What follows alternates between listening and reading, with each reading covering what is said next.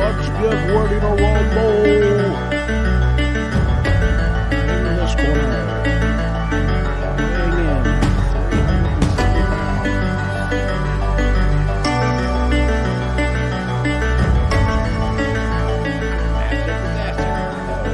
350 pounds. Get ready. All right. Ladies and gentlemen, coming to you from somewhere in Chino Valley. Back by popular demand. It has been since March 12th? I think so. Or 10th? Like the beginning of March. The beginning of March, because we did episode 48 was the birthday episode. We wished Dad and Joe a birthday. Yes, that was the beginning a happy of March. birthday. Then the next one we did, I had crazy allergies and was dying. Yeah, I think that was what, 49? And that was number 49. And that means So that on August 16th, 2020, this is episode 50. and we And we are Podbros. are Podbros. a production of Sound Bros Productions. So Oh, man.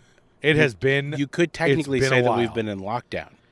Yeah, I guess you could say that. Our podcast has been in our lockdown. podcast has been in lockdown. Let's go that route. Because it's, Because it's COVID-19 lockdown. No, I'm saying It's an election year. No, I'm saying Which is actually what I said That is actually on what you that said. episode. That is actually what you said. I said it's an election year. We're expecting So all of the craziness and things to happen. So no, what I'm saying is that our podcast is in lockdown because both of us are essential workers. Yes. so what that means is that we both are working ridiculous amounts of hours and not getting paid nearly as much as those people on unemployment. Who are non-essential workers. Who are non-essential workers. Because they're on unemployment. I'm not upset. I just really wanted a pizza.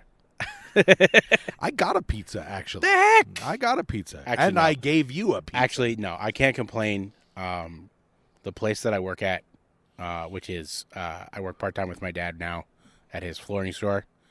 It is actually, the benefits are phenomenal. Yes, the whole are. family Are business they thing. not? The whole 5-finger discount thing. Actually, I think what's more important than any of that is what God's been doing. Oh yeah, for sure. Because we go into lockdown, and from the beginning we've been calling all of the, I don't know what's the word, BS. Yeah, that this is. If we were to go back and listen to the podcast, so because of lockdown, we have not built our studio yet. We are still, according to episode 48, if you're looking for a place to rent, we have a couple rooms open. Oh, yeah. We actually have more rooms open now than before because you had some people leave. I had people leave. Well, actually, I was doing... Oh, no, you evicted someone, didn't you? I evicted someone. You evicted someone. I evicted someone, yes. You completed the eviction because you had said you were evicting him in March. That's true. And it never actually happened. And then it now has officially gone through. And then I got the best renter you could get ever. That is true. You did get an epic renter. Yeah, he's pretty stinking cool. So, yeah, but we moved churches. Well, I moved you churches. did. You did because your church was closed down. My church was closed down, and God decided to move us on, and so we moved on. And it's awesome. Yeah, it's fantastic. Awesome. Revival. So, I'm not having allergies. I don't sound all nasally. At least I don't think I sound all nasally. Actually, it sounds pretty good. We did a check before we started, and that sounds pretty good. It's gorgeous outside, so we decided, what the heck? Let's do our 50th outside on the porch. On the porch. So here we are. So it's, outside on the porch. It's Podbros from the porch. Does that make us porch bros? It does. Porch bros. It could actually. This is Podbros. I was thinking of something else, and I'm not going to say it, but. Jeez. Oh, Lord. It's literally the first thing that popped into my brain, but definitely not going to say it. So here's something fun. people have been getting saved in California Mm-hmm. on the beach, Mm-hmm. like in droves. Mm-hmm. So revival in California, that's awesome. Yeah, for sure. Because we can yell and scream about COVID-19 and we can yell and scream about the racial injustice. But what the world really needs is Jesus. Truth be told. That is true. And not the Mexican guy that's going to come to your house and cut your lawn. No, that's Jesus. Right. It's got the little over It's the this top little of the J. The thingy over there. So, but here we are. Doing some cool new sound stuff. We actually have a wedding coming up, which is awesome. We are super excited for that, right? Yeah. And trying to think of what else we got going on. What else do we have going on? Tons and tons of work. Yes, tons and tons of work, actually. But it's literally, awesome. like literally every single day of the week. And I am working on a project right now, which is pretty fantastic. I'm not allowed to talk about much of it. No, you right are not. But when we finally get around to finishing it up and it becomes public knowledge, strong air quotes, it will be quite fantastic. Yes. I've been working on it pretty steadily for about 3 weeks now. Yep. 2 or 3 times a week. And it is going to be a blast, literally. Yep. It's pretty cool. I definitely agree. So, unfortunately, I can't really talk about it yet. So, I love how the websites have changed. So let's jump on COVID-19 for a moment, shall we? We kind of did already. We did, but let's go a little further. Okay. First off, if you are out there and you are wearing a mask, that is your choice. That is your right. Don't yell at me for it. I do have something to say about that because I talked to my friend who is in the medical field. Okay, I'm curious. And now. he is a very... Sorry, I'm curious now. I moved away from He is a very rational thinking person, very level-headed. We actually agree on most things. This. I know this friend, yes. Yeah, you know him. Is he of our relative redness? Yes, and our relative paleness, although he is definitely a few shades He paler. is definitely paler than we are. Yes, and that's So- only because I've been playing in the sunlight. So yeah, I was entirely talking too to him, and this is typically how I do things because you pick up stuff on social media, you pick up stuff on the internet, and it's like you've got two groups of people that are chanting at each other, and it's almost like the Republicans and the Democrats. often. Right. They're chanting about something that really means nothing. It's like, wear a mask, don't wear a mask. We want this, we want that. It's like, no, we really don't want any of that Actually, stuff. nobody cares about you and your stupid mask. Oh, sorry. Go ahead. No, but it's like, you have all these people that are like yelling and screaming about this stuff, and it's like, I don't care. I just want you to leave me alone. That's all I want. I just want to be free. Yep. It's like you get caught up on, we need better education and we need better housing for people, and I definitely think we need better more education. we need more social justice. And it's like, you know what? Those things are nice, They are. but they're not things that are propelled by the government. And they're also not things that are super, super important right now. Well, no, they are important. They're actually always important. But what I'm saying is that those issues are not issues that are supposed to be propelled by the government. Those are issues that are supposed to be propelled by people. Right. People, citizens of our country, the way our country works is that citizens of our country are supposed to propel forward things that are important to them. If education is something that's very important to you, don't go out and elect someone who says they're going to help fix education, because Right. it's not going to fix anything. What you should do is you should go and run to be on the board of education Of your local your local school district and affect some change from the inside, because that's the real way that this is going to be fixed. Is when and we've seen this before. As a matter of fact, we've seen this here in the Prescott area at least twice that I can remember, if not 3 times, where the parents of the schools, the parents of the area, of the children got in the together, schools got together, and they said, you know what, we're sick and tired of our of our education being hijacked by this ridiculous agenda, and our students not being able to learn how to read and write, and not being prepared with the proper skills and tools to survive in society. And they rallied together and they went to the school board and they said, "You're going to fix this, or we're going to vote you all out and vote in people that will fix it." Right. And so in the case of Prescott, if you know what Liberty School, or not Liberty School, Washington School is, Washington School was literally that. Washington School existed. Washington Elementary School. It existed because the parents rallied around and said, "We want traditional education for our students." And they got it. And on top of that, along with that, because they made the school and it was great for a little bit, but then it started to drift away just like everything else. And the teachers actually, not the teachers and the principal and the parents actually would have meetings. I was talking to one of the guys who's I guess you could say he's a prominent member of the Prescott area, Pete.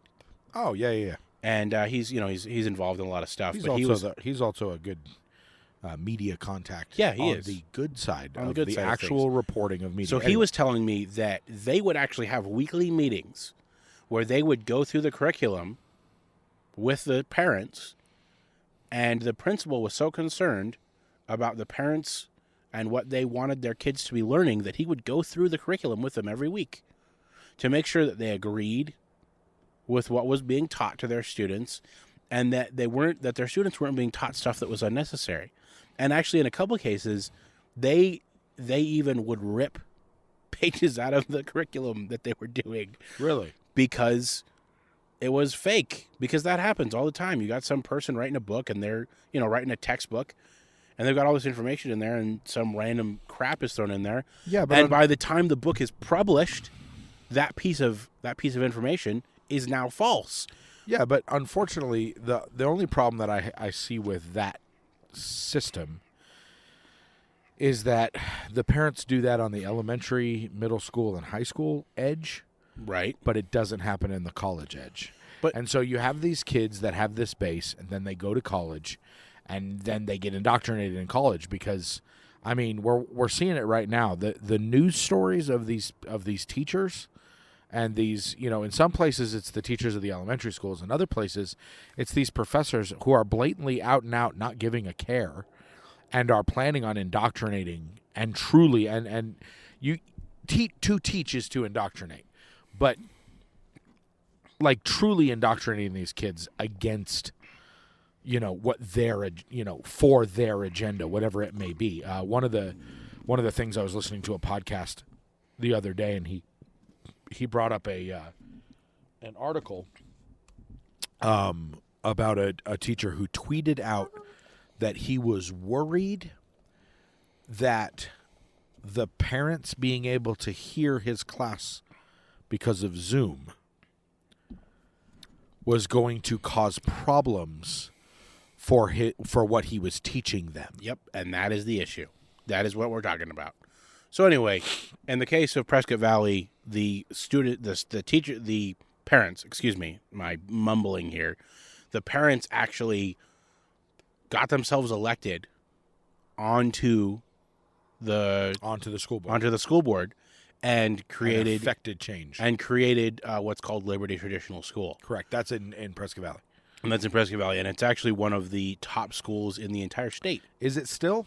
It was. I don't know if it still is. Yeah, because I know that it was, and then those parents, their students moved through. Right.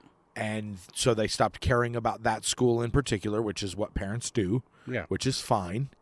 And then the school district came in and hamstrung it from my memory. Yeah. And I actually worked at the school district for a short time in there. So I was a little bit privy to some of the stuff that was going on. I was a bus driver. So but then... This is what the issue. What was going on? The issue here is that we have to continue to stay vigilant. Yes, and this is what my point is. This is the whole point.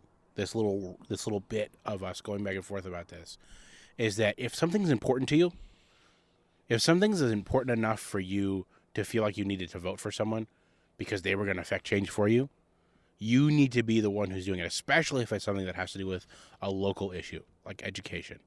Education is totally a local issue. It's not a state issue. It's not a federal issue. It's a local issue. It's the reason why you have a school district and a school board. And it's the reason why schooling is not mandated by the federal government, because it's not a federal issue, it's a local issue, because we're a republic. And in a republic, it's small homogenous communities that make up a large community, that make up a state, federal government. That's how it works. That's how a republic works.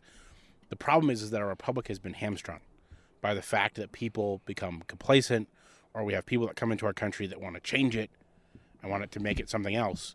And the end result is we end up with all these people that are upset about this stuff, and it's like, you're upset about this, but the simple fix is if we return to the republic, we return to our republic model, a lot of these issues will be taken care of. This whole push right now about racism, Right. which, by the way, didn't exist until it was essentially eradicated and didn't exist again until 2008. Correct. When it was reintroduced at the moment when racism should be at its lowest point. Correct. It should be on its on its deathbed, never to be seen again, a distant memory, a gravestone you see when you're walking through the cemetery. At that moment, it was revitalized. And revitalized. I mean, let's talk about that for a moment. Revitalized in a way that doesn't make any sense. No, it does. It absolutely makes sense. Racism doesn't make sense, Luke. Well, that's my point. My point is that racism. So we're talking about systemic racism. As much as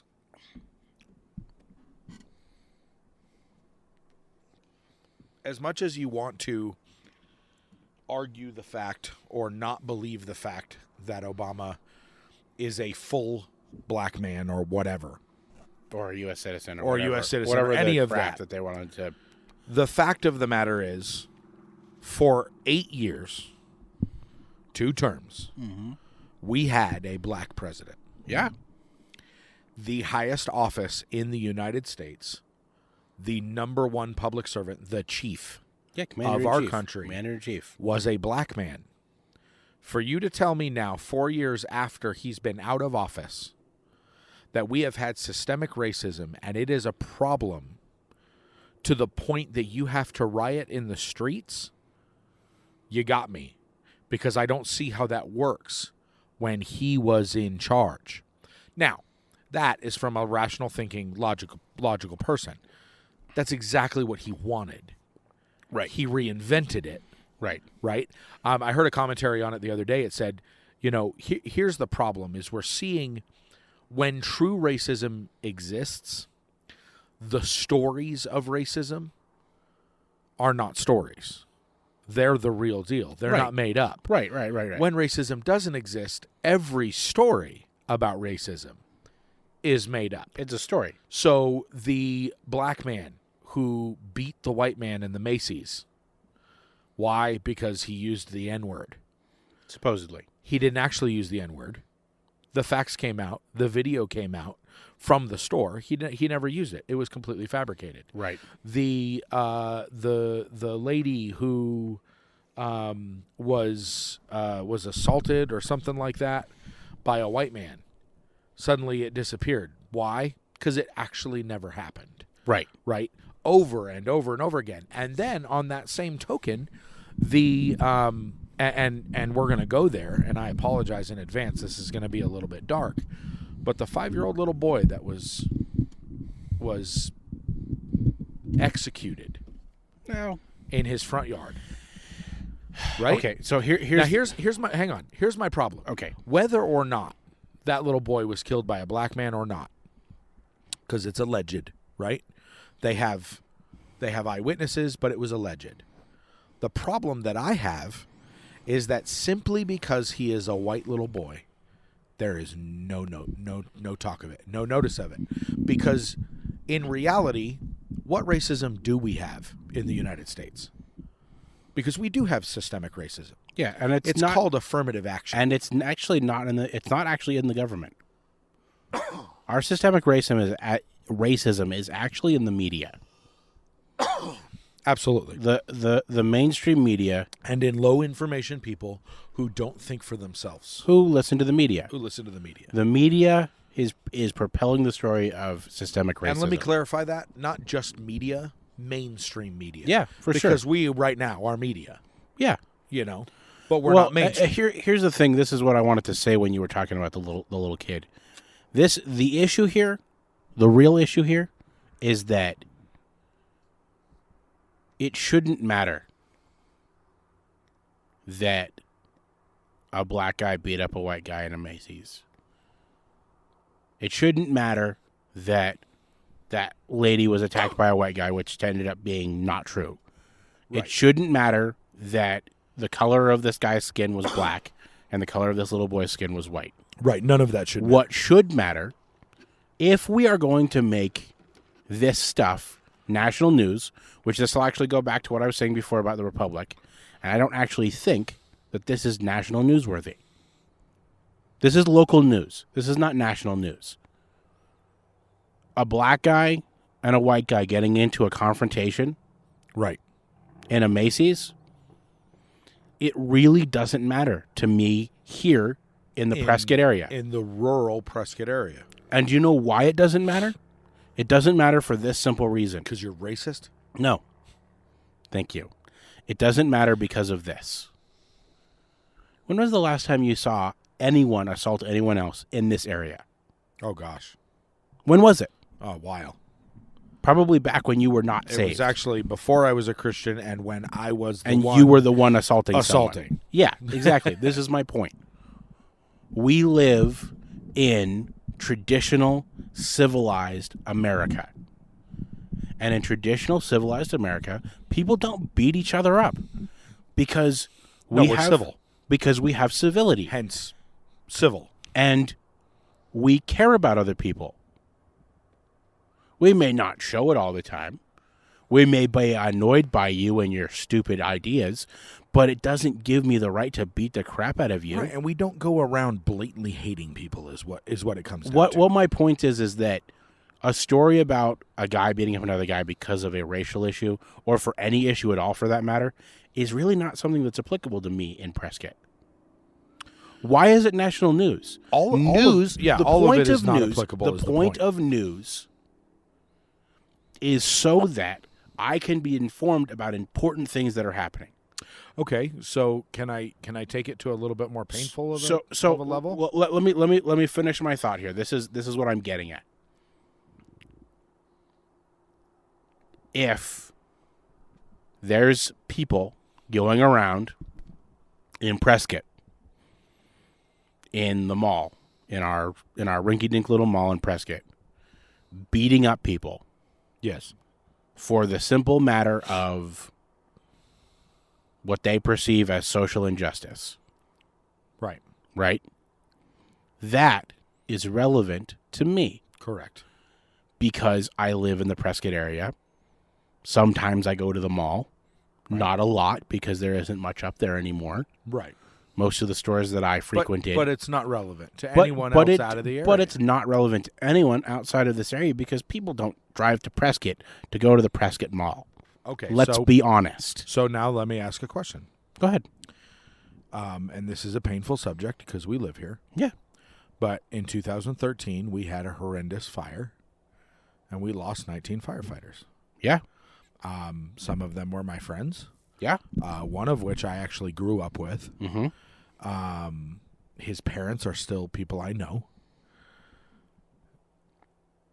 What we're saying then is that as tragic as those lives were that were lost, it's not national news.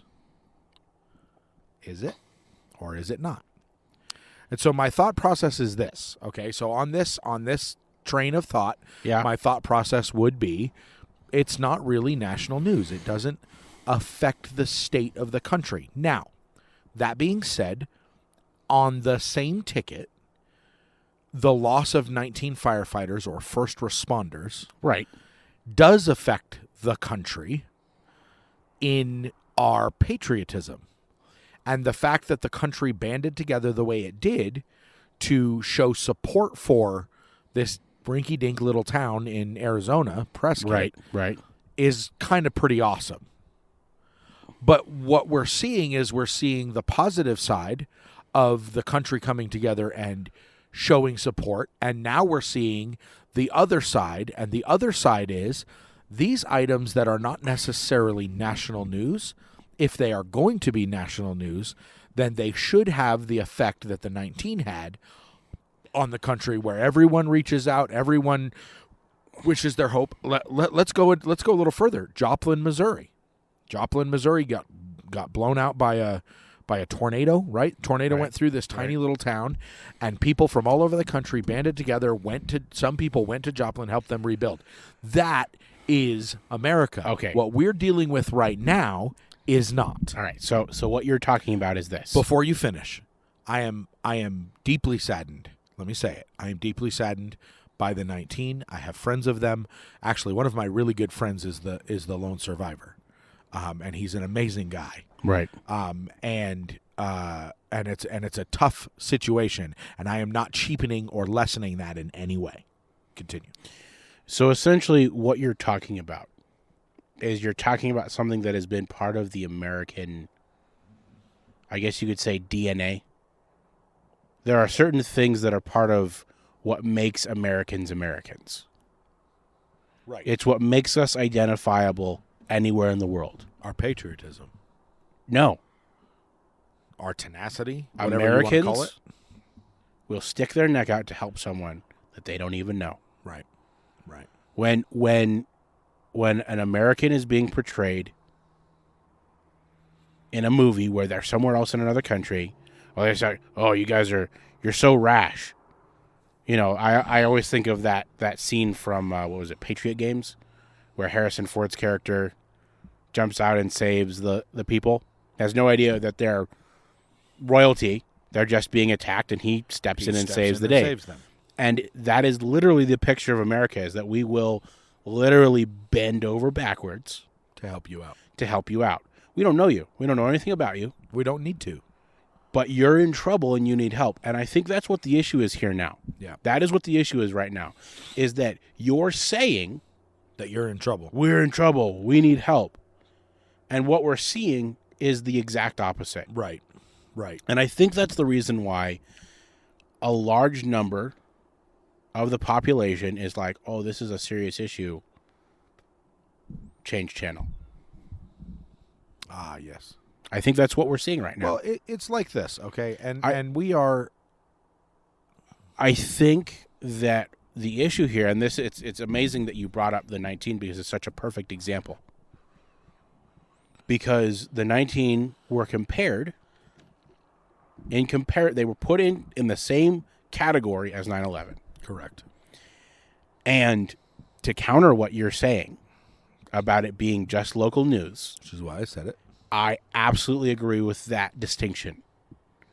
Because what is the fundamental difference between someone who is having supposed racism foisted upon them by someone, their inability to function in society? Right? Right. The irony of that is that here are all of these people that are supposedly being oppressed, exercising their First Amendment. Right. Freely exercising your First You are Amendment. absolutely. And as long as they free don't to go destroy do what they're stuff, doing. Yeah. you can continue to exercise your First Minus the Amendment. rioting and looting. Yes. Which is not part of the First Which is Amendment. not part of the First Amendment. As a matter of fact, I believe the term is peacefully protesting. Correct. Um, And that is once again So- what the media is doing is they're playing word games. so here is the issue here. And also, by the way, a mostly peaceful protest means that it's not completely peaceful protest, Which which means does it's not fit under under the First peaceful Amendment. protest. Just going to throw that out there. Mostly doesn't work. We're not going to mince words here. A peaceful protest means that there's no violence. Just At all. Just want to throw that out there. Anyway, so what I'm saying is that unlike that, where it's a perceived injustice, Correct. a perceived grievance, Correct. in the case of things like 9/11, in the case of things like the 19 firefighters, it's not perceived. They're dead. Right. I know it's terrible to say it this way because it makes me kind of sound callous about But it. there's no perception here. But it is what it is. I'm not perceiving that your childhood friend, I know of him. Yes. I know his family. I'm friends. I'm very good friends with his parents. Yeah. And it's like there's no getting around that this person, he's not going to come home to his girlfriend anymore. Right. These 19 firefighters, they're not going to come home to their families. Correct. The firefighters, the policemen, the ambulance workers, the random citizens that ran into the Twin Towers to save people, they're dead. They're not. They're never going to come back to their families again. Right. This is not perceived. This is not alleged. Correct. This is not a skin color issue. Right. Absolutely. This is an issue of I have made the ultimate sacrifice, and so we feel very rightfully obligated. Right. It's the reason why Absolutely. the survivors of the Twin Towers, the fund that they set up for them, and whatever you feel about that, it's never going to not exist. Correct. They're never going to vote to let it sunset, ever. It's not going to happen because it's in our nature. It's in our DNA. Because it can't happen. As Americans. Right. It's in our DNA. Yeah. This is what set us apart from the rest of the world. This is what put us that leg up. It's what's continuing to set us apart. Because even still, even now, right, in all of this turmoil and all of this struggle, the DNA that makes Americans Americans still exists. It's still there. Correct. We can't get away from it. Correct. You drive by. It's the reason why panhandlers exist. You drive by a panhandler, and there's that little twinge inside of you that says, I need to give him something. I need to stop and give him something. Yeah. Even if it's something as simple as a bottle of water. Right. A bottle of water, I got you a cheeseburger, whatever. It is in our nature to render aid to the less fortunate around us. Exactly. That is exactly it. The statement of the Statue of Liberty: send us your poor, you're needy, you're downtrodden, you're weak, you're destitute. Yep. So then let me take it another step. Okay. It's in our nature. So when we are forced and are told that these people are downtrodden and these people are abused, right, and these people are whatever, and it's not true, our response is what it is currently, and is why there is such turmoil in our country right now. Because you know what? Let me say this. I've been seeing this meme a bunch. Okay. On Facebook and in social media. I've been seeing this meme. Okay. I support my black friends. I do not support Black Lives Matter, the organization. Right. Because to me, Black lives do matter, as does every other life. Yeah, for sure. All of it. Because life matters. Period. That is. And I support my white friends. I do not support the KKK, right? Because I don't support hate groups. Yeah. I don't support liars. I don't support manipulators. Yeah. Right? That's what we're facing in this country right now. It's what makes the statement Black Lives Matter so offensive to so many people. Because it's offensive. It's an offensive statement to say Black Lives Matter. On the surface of ignorance, it sounds like a great statement. Why does it sound that way? But why does it sound that way? It sounds that way because I am concerned about everyone. Correct. And so when you tell me that Black Lives Matter, well, what about... That's why our response to that is always all lives matter. Yeah. Because all lives do matter. For you to tell me that Black Lives Matter implies, whether you meant it or not, implies that other lives don't matter as much. Right. And then, of course, if we want to break it down, truly break it down, we can pull the numbers on abortion, and you tell me just how much Black Lives matter. Yeah. Or actually, for that matter, not just Black lives, because the second largest number on abortion is poverty under the poverty line. The poverty line. The number jumps dramatically. Yeah. Yeah. Because that's what this comes down to. As a matter of fact, that's what the people that were behind things like abortion. No, that's what they said. It's class warfare. The best thing for a family, for a child, there's a statement. The best thing is for them to abort their child. Right. That's what they believe. So let's take it another step then. Are we at the bottom of the hour? We should pause for station identification. Okay. This is Porch Bros. Sorry. we are Podbros coming from you to the back porch, coming to you This from is the weird. back porch. We're just butchering this. I'm butchering this. Okay. Right now. Let's stop. Can we start stop again? Okay. We stop again. Gosh, you didn't even say that right. Oh man, it's bad. We are Podbros. A production of Sound Bros Productions. And we are very glad you're listening. If you are listening to us at this point, you've probably already found us on all of the platforms we're on, so we're not going to name them all because that's just ridiculous. Also, we are part of the advertising now on Podbean, so there may actually be an advertising break somewhere in that Podbean. We appreciate you listening to it during our podcast because that actually gives us monetary gain, which is kind of cool. If you don't like that and you own a business, please send us a note. We'll set up a thing for you to pay us directly, and we'll advertise your business. Yeah. And then it'll be better. Gladly, and it'll be way better than one of their ads because it'll be pointless. Because it's what we do. It's what we do. So to get back to that subject real quick, okay? Mm-hmm. You interrupted me, and now I have to find my brain. Where were we? Or we could just move on. No. This was important. I wanted to say it. Well, I have no idea where your brain was. What were we talking about? Impoverished families. Yeah, we were talking about abortion. Actually, Abortion. No, impoverished families. The problem with any of these types of things is that, well, they're wrong.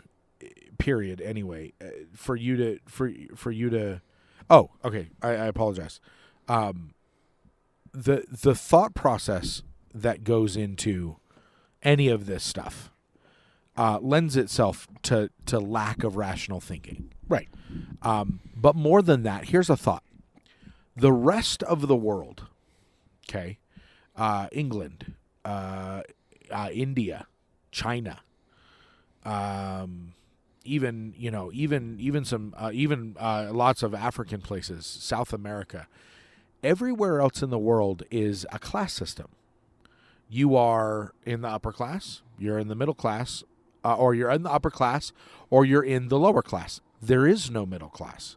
And so the great American experiment is the fact that those from the lower class can move themselves into what America created, which was the middle class, and then through hard work and perseverance can move themselves into the quote-unquote upper class. Actually, and so the epicness of the American experiment is that the upper class is only 1%. correct. It's a very minute amount. And the middle class doesn't actually need to move up into the upper percentile. Because the middle class is very comfortable. That is actually the truth of the American experiment. That is the result of the American experiment. The result is the middle class becomes the ruling class. Right. And so what I'm saying is that these people, whoever they may be, and these professors that have been pushing this line of reasoning and whatever you want to call it, whether you want to call it socialism, Marxism, fascism, communism, whatever.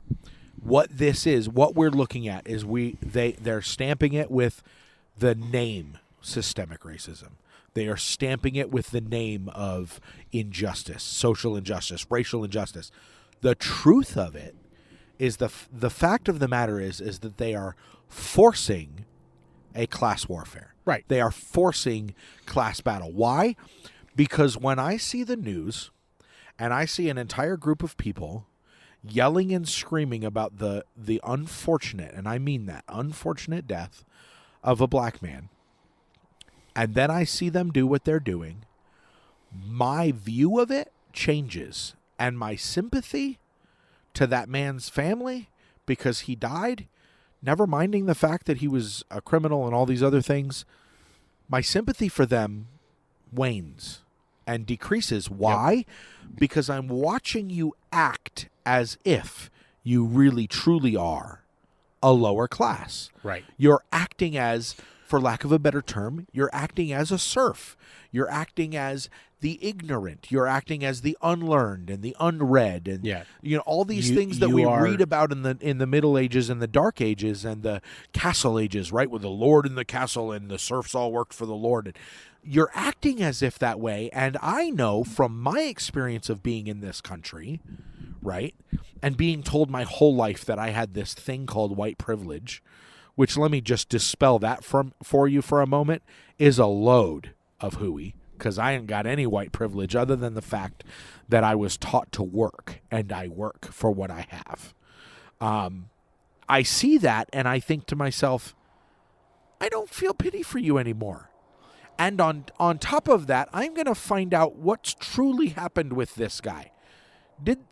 Does that police officer, did he do wrong? There's no question there. I will never argue that point. Is his situation a bummer? Yes. Are all the facts there? No. They're not even remotely close to there. The body cam footage comes out from the police officer's body cam, and instead of clearing it up, it makes it more convoluted. Yeah. Right? But it does clear up a few things. It clears up the narrative. The narrative of, I can't breathe. The narrative of a black man being singled out and brutally murdered by a white cop. It changes that narrative and says, that's not exactly what happened. And what I'm seeing happened is not exactly along those lines, and I don't know where to go with this, is what we're facing. Our 50th episode became riots and COVID, but it's more mostly been riots. We haven't talked about COVID yet. We haven't gotten there COVID. Yet. We've still got 20 minutes. I've got COVID on the line here, but and we're going to hear from them later. But more. I think we should let this rest for now and move on to something else. We could go several episodes. You could listen to hundreds of podcasts that talk about this. Yeah. And that's all that's ever talked about. And I hate that our 50th episode is that. Well, it doesn't necessarily going to end that. We may re-record. Or we could just do 2 50th episodes. Or whatever. Anyway, or we could just do a really long 50th episode, and this is just the first half hour. The first hour, you mean? Are we already at an hour? We're at 42 minutes. Wow. So this is the first hour. So let's shift, right? So let's talk about coronavirus. Let's jump on until COVID. the top of the hour, and then we'll talk about something else. We'll talk about fun, exciting something things. Fun. I don't know what that yet, though. And frolicking. Fun and frolic. So, what alliteration. So COVID-19. Mr. Mathwiz, if you would, please. Hold on a sec. Are you referring to Wuhan 39? I am. The Kung Flu, as we called it originally. Wuhan 39, as is in the book. I think it's called Eyes of Darkness. Eyes of Darkness. We did mention it in a previous podcast. We did. And so if we are incorrect on that, please fact check us correctly. Fake news. Fake news. So, Mr. Mathwiz, tell me how I find out a percentage. So a percentage is you take to get a percentage. Typically, what you do, excuse me, is you're gonna. Okay, hold on a sec here. Let me just say what I did. Because and normally, you tell me if I'm right. Normally what I do is use a percentage. Big number divided by small number, and then that is the percentage, and we just move the decimal point. Yeah, that sounds right. Okay, so that being the case, of reported. Let me say. So it's funny that you're talking about this right now because we talked about all this. Me and my friend who's in the medical field. So when we first were doing our podcast back in March, yes, the percentage was, I don't even remember what it was. 0.004. Okay. Or 0.002 or so, something like that. Of percentages, and that was in America, right? That was just America, or was that the world? That was global. It was global. Okay. So I don't know. Well, nonetheless, I did a global percentage. So global confirmed cases are 21 billion.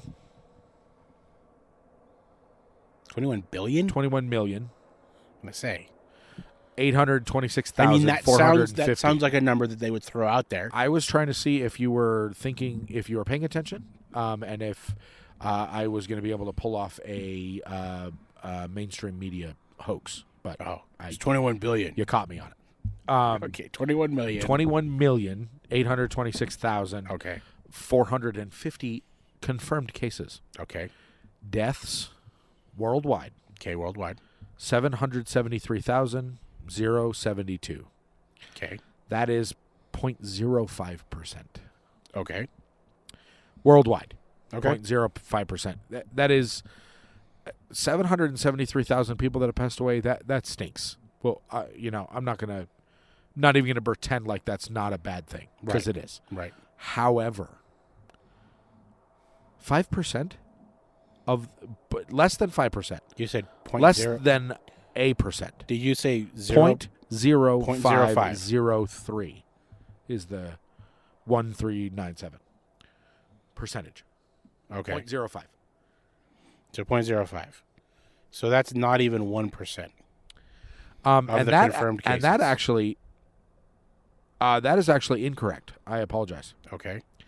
0.5%, and that's of the tested. Okay, that makes more sense because that fits it more in line with what my friend was talking That about. is the tested. So number of tests are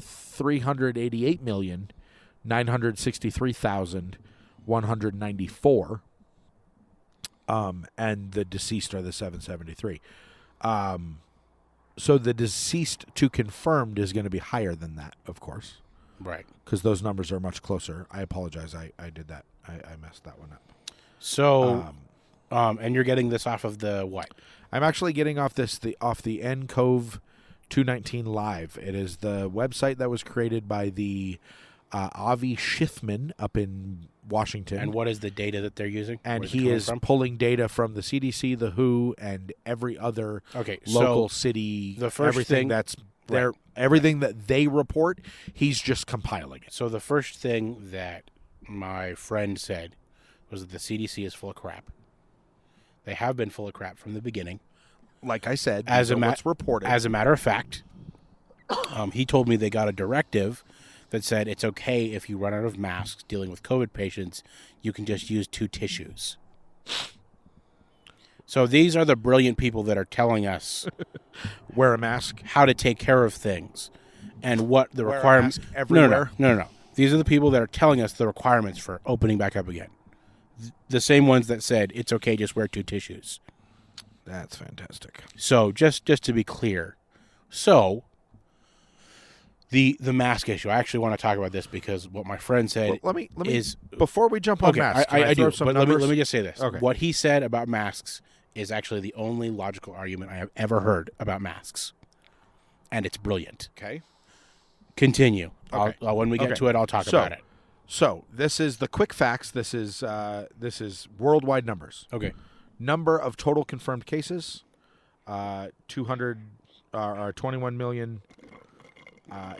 21,826,450. Total number of critical cases. These are cases that people are legitimately in the fight. Okay, for and their so life. According he to- told. So let me interject real quick. So he told me that critical cases, what's defined by a critical case, Yeah. is that the virus the effects of the virus last for longer than 10 days. So they're not necessarily critical. They're No. just sick. They're your body. So what from what the data is that they've collected, your body fights it for 10 days, and you either get better or your fever continues, and then you're moved into a different category. Okay. So just to clarify, So that is okay. So definition of critical. So there's 64,329 of those and it is critical. worldwide. It is critical because it's a low fever, but it's still a fever. So your body, so a low fever. So your can body's be like not fully fighting. 100 degrees, 101 degrees. Okay. It's super dangerous for your body to be that hot. Right. This is something that a lot of people don't understand about fevers. About fevers. Is that the reason why your body heats up like that is to kill the virus. What's super dangerous about the coronavirus is that it's a low fever, and so it doesn't actually kill the virus all the way. Right. So it's kind of like an egg salad sandwich that's been sitting out in the sun. I guess, if I you don't want know. to describe it that way. That's really gross. But what I'm saying is that it's super dangerous to keep your body at that temperature all the time. Okay, so deceased, Okay, go ahead. passed aways, 773,072. And I'm going to put an asterisk on that because of how many just in America of false reports. Right. Right. Right. And when I mean when I say false reports, I am not saying that these people didn't die. What I'm saying is they were reported as dying from COVID-19, even though they had died from something else at the time of. You right? mean like Miami not having any? Miami, New York City, both Miami and New York City not having any suicides, heart attacks, homicides, flu deaths, anything. Only COVID for what, months? I think it was like 2 months. 2 months. So that number, like I said, asterisk. We don't know the real numbers, and we probably never will. Right. Total active cases. So what did he say are the definition of active? No, so an active case is just you are infected they have, and you are showing symptoms. Not just tested positive? No. Just because you can test showing positive and symptoms. be asymptomatic. Okay. And they're saying now, according to the data that they have, see what's great now is that because it's August and they've been heavily testing and heavily collecting data now, and it's been 7-8 months of coronavirus, they can now say half of the cases that test positive are asymptomatic. Right. Which I will happily say again, Podbros called from the beginning. Yes, we did.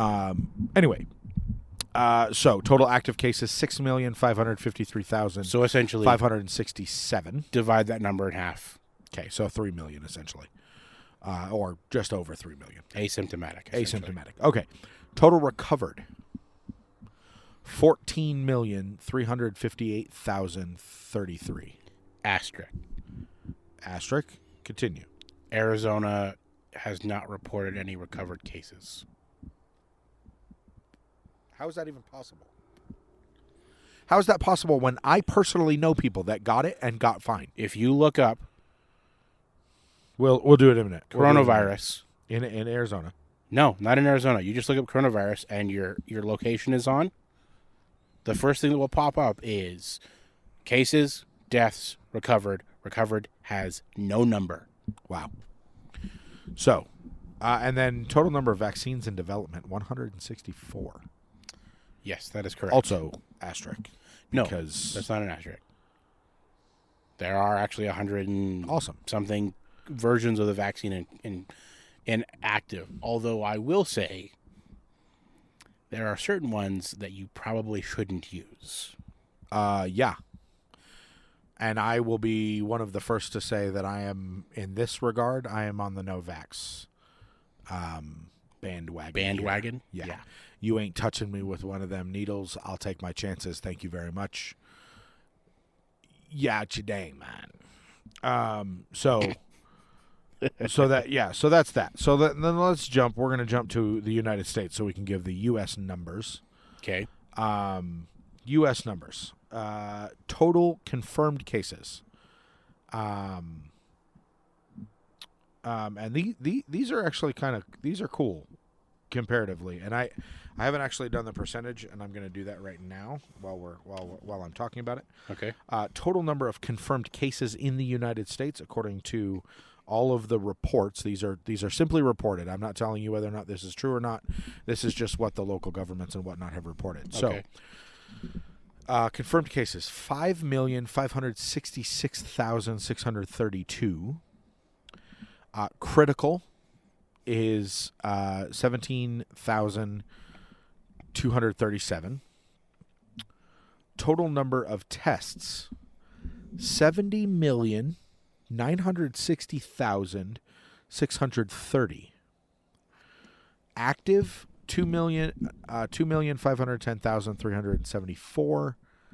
Recovered 2,922,724. And total deceased in the U.S. is 173,128, and that, of course, is going to come with an asterisk because of what we just mentioned earlier. about all of the misreporting from the big cities and everywhere else that has gotten Okay, their fingers so in it. So you do that. I'm going to come up with the percentages here. look at Yavapai County in Arizona. Yeah, 0 recovered and 0 in. There's not even a 0. It's just a line. Just a line. Yeah, they're not reporting it at all. Yeah, which is ridiculous. So what am I doing?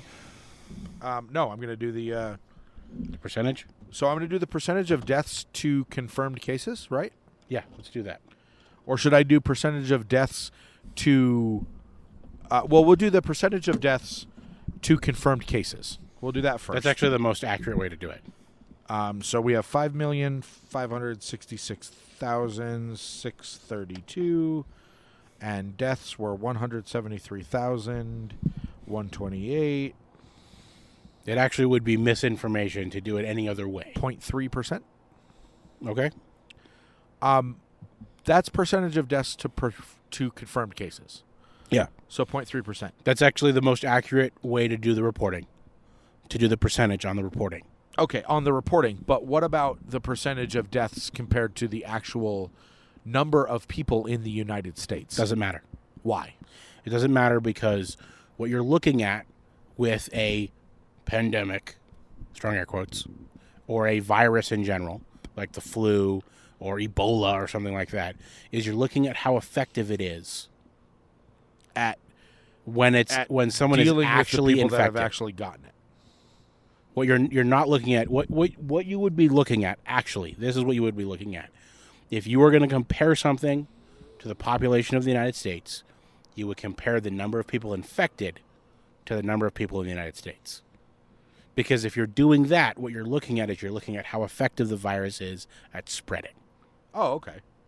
So let's do that. So 331 million. So the 0.3 that you came up with, that is... I think that was correct. Incorrect. I'm sorry. I hit the wrong button. That is the percentage. That is the effectiveness. I hate to say it that way because it makes it sound like we're doing a statistical thing, but that's what we're doing. It's the effectiveness of the virus, right? 0.005? No, 0.5. Percent? 0.5%. Let me see. Show me.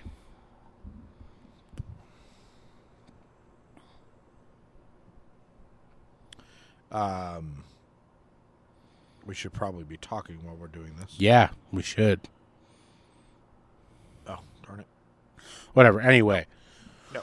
So what that is that 0.5. So 0.5% of the population has gotten it. Has been infected by it. Correct. So out of 331 million. Right. So that's what you're looking at there. So what that is Not that's even showing, a percent. That's showing how effective the virus is at spreading. And it only took us, they're saying January. My thought is it's actually more like November. Yeah, November. But even still, in less than a year, the virus has already affected 0.5% of the population. Okay. That's what you'd be looking at. Is that weak sauce? No, actually not. In terms of virus, it's actually a very effective virus comparatively. Things like the flu, right, have like nothing. Ebola, you all right there, yep, bud? I'm good. Are like their effectiveness is like moved. Depending on what you're looking at, that effectiveness is very, very different. Now with Ebola, yeah. With Ebola, it's a little different because Ebola is actually very contagious. But the virus just demolishes your body super fast.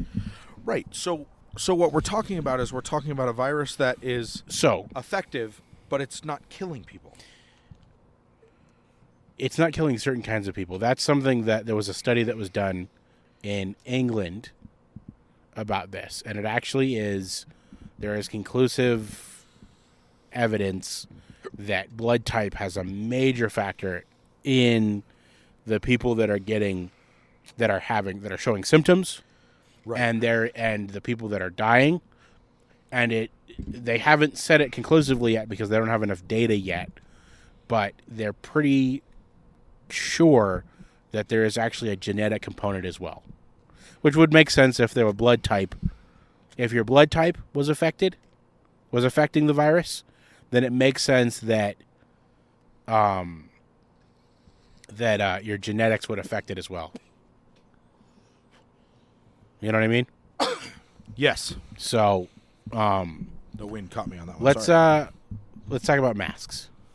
Ooh, are we past the top? Because we're at the top of the hour right now. This is Podbros coming at you from the porch.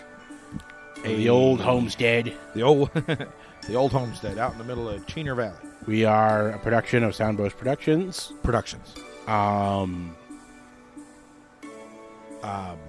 Yeah. So, masks. That was an entire hour about racism and COVID. So let's talk about masks real quick. And then let's talk about something nice. And then we'll talk about something light and fun. Oh, no, I do have a little bit of a rant before we get to that, but it's just the entertainment. Are you going to be ranting and raving? Anyway, those happy hamsters that have been space hamsters flagged on YouTube as offensive. That's offensive. It's so funny. Anyway, so masks. The argument goes back and forth on the internet. The effectiveness of masks, the ineffectiveness of masks, blah, blah, blah. In my opinion, it's all bullcrap. If you're yelling and screaming at me about wearing a mask, or you're yelling and screaming at someone about not wearing a mask. for not wearing a mask, you've got issues.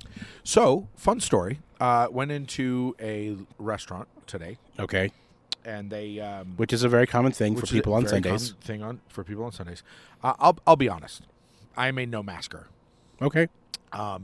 I do not believe in screaming at people over it. I don't believe in being a jerk about it. Or shaming people. I'm not shaming people for it.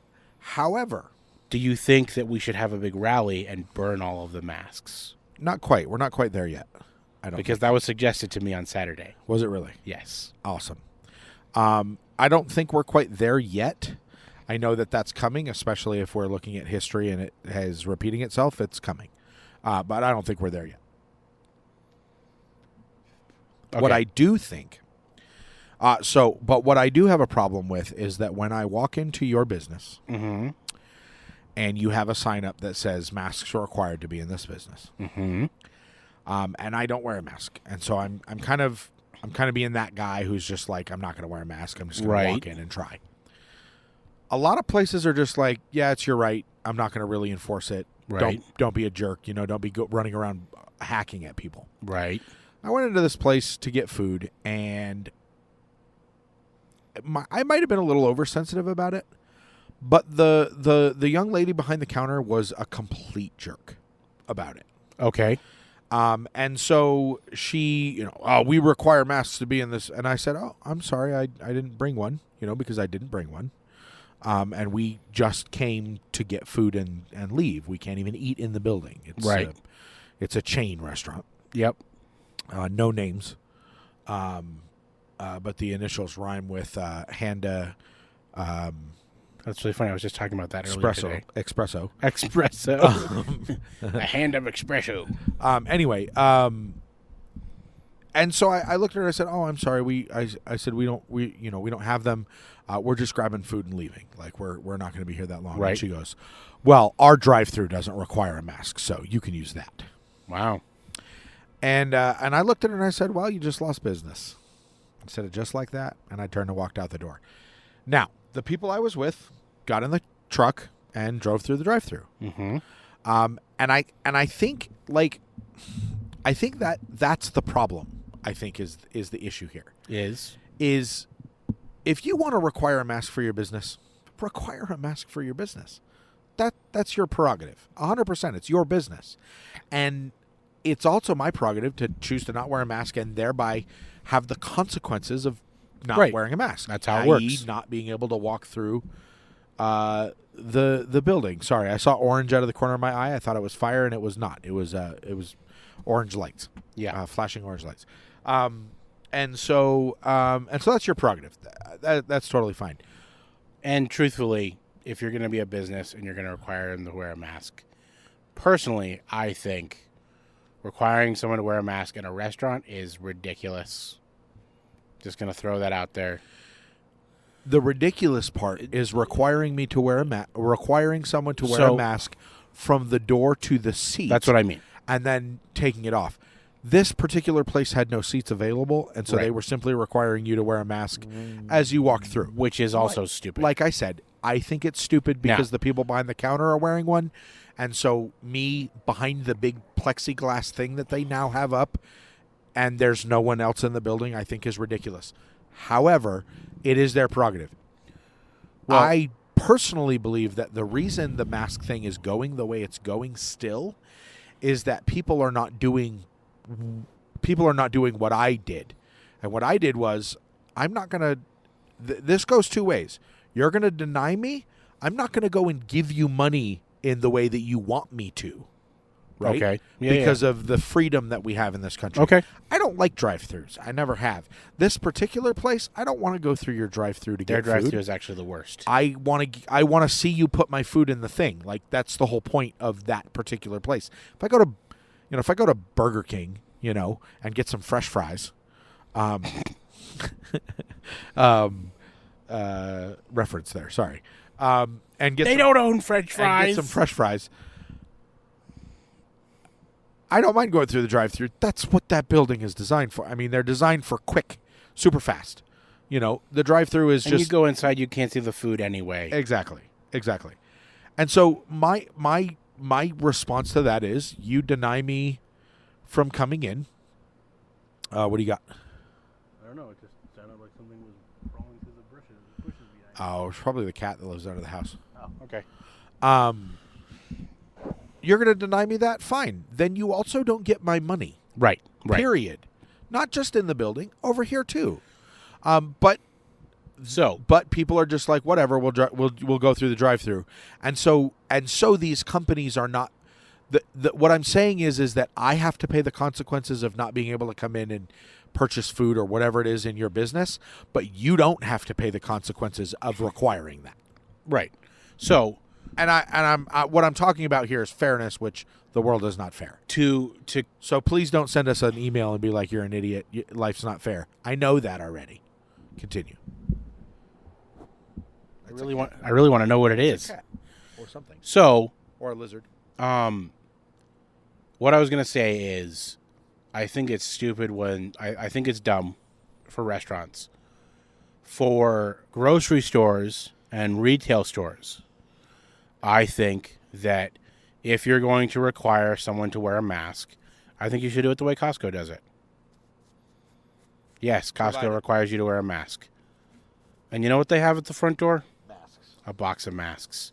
Because you know what a good percentage of the population is going to do that shops at your store? They're going to wear a mask. When you ask them to put it on, when you provide it for them. Do you know? No, without you providing it for them. Do you know why? Because the other thing about Americans is that we're very accommodating. We are very accommodating to people. Yeah, absolutely. You want me to wear a mask? All right, I'll wear a mask. Especially at a place like Costco, which is a exclusive club. Correct. And for those few people that don't wear a mask, Costco provides a mask. Right. America doesn't mind complying. No, absolutely not. We really don't. But that comes back to our original conversation of being civilized. Absolutely. We see you with a problem and we want to help you with it. So this mask situation, I brought this up. Actually, it's how I started the conversation with him.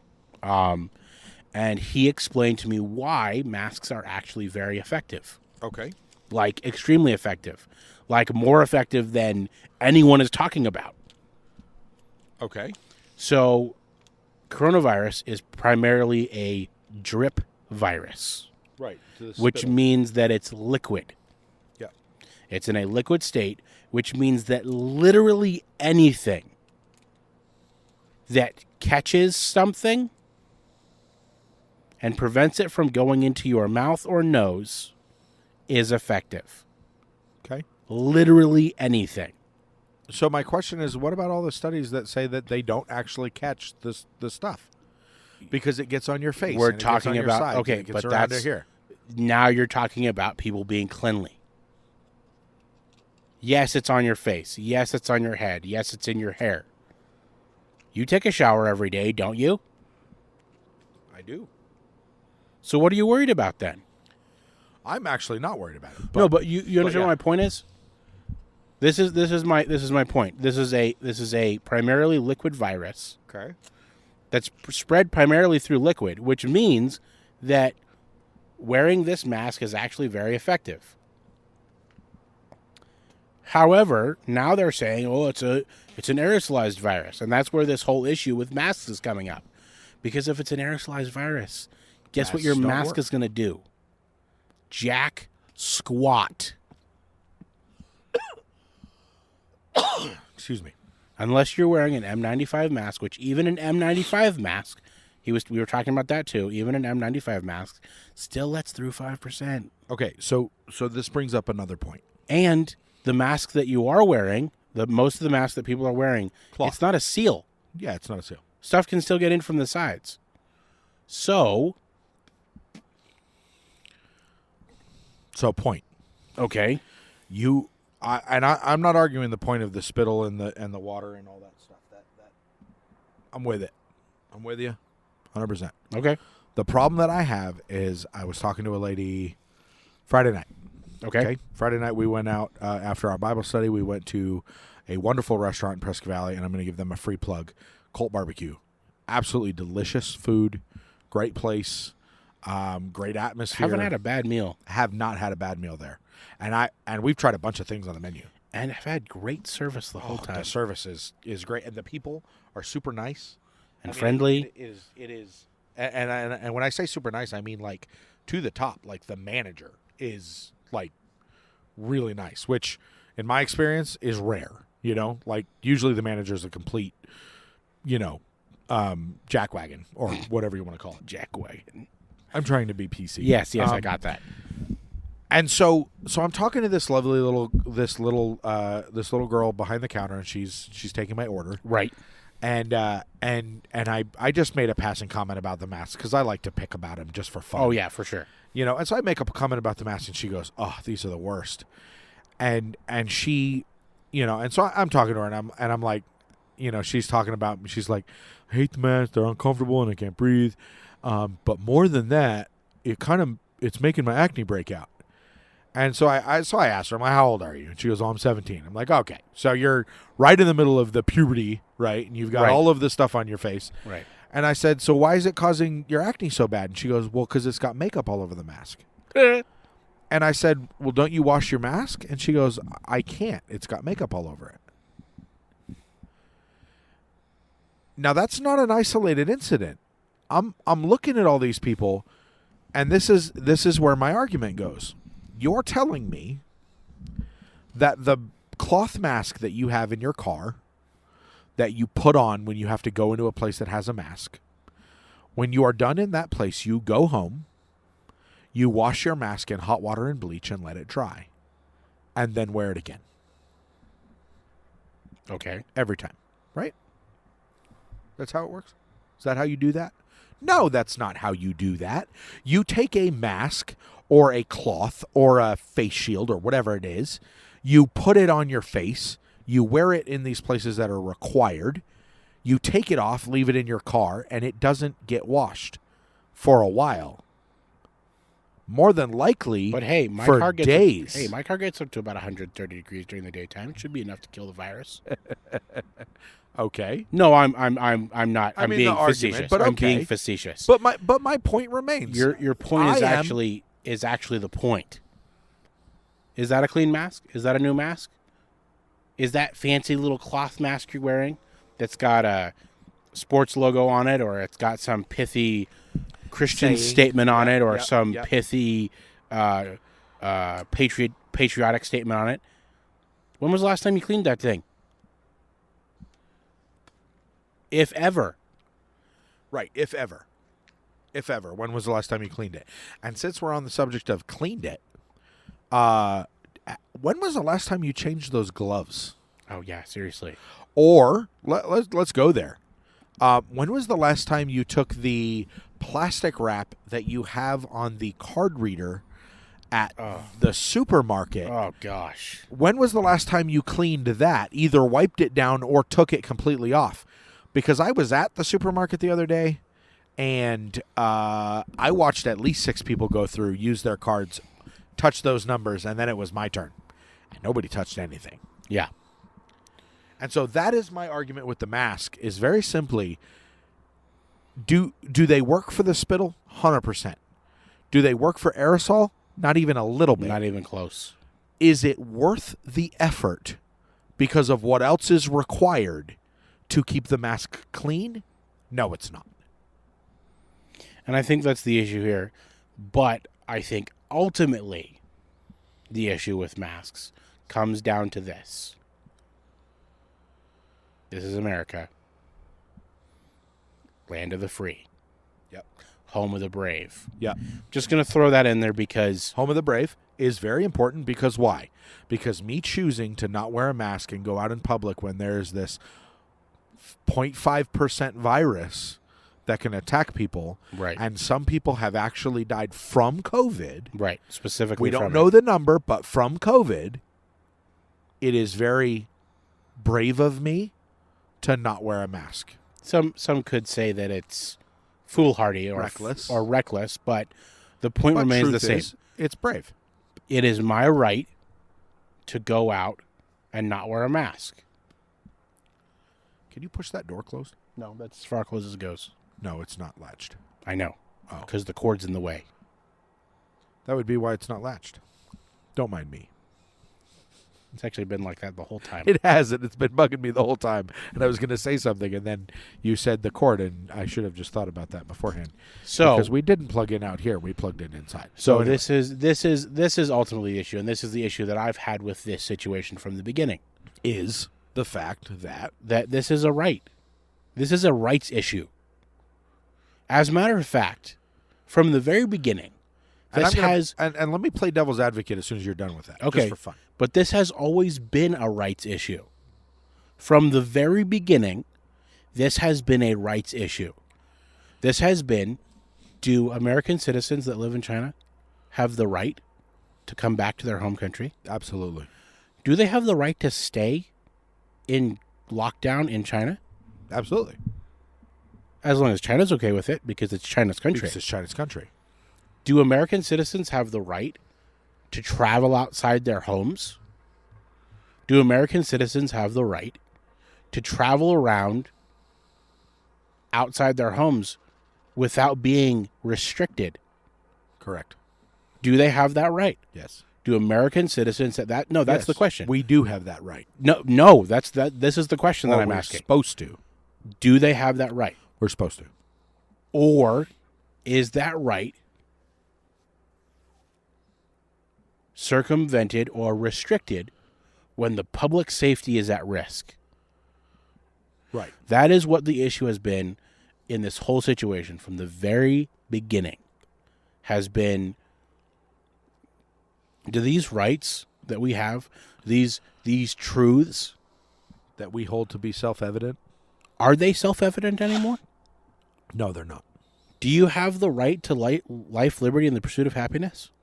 Well, and that's part of what that comes down to is that here we are in August of 2020, Right. 200 and something years after our country was Founded. founded, and we're having a discussion over the rights Still, that shouldn't even really be questioned. this is the issue that I was talking about before. We have to remain vigilant.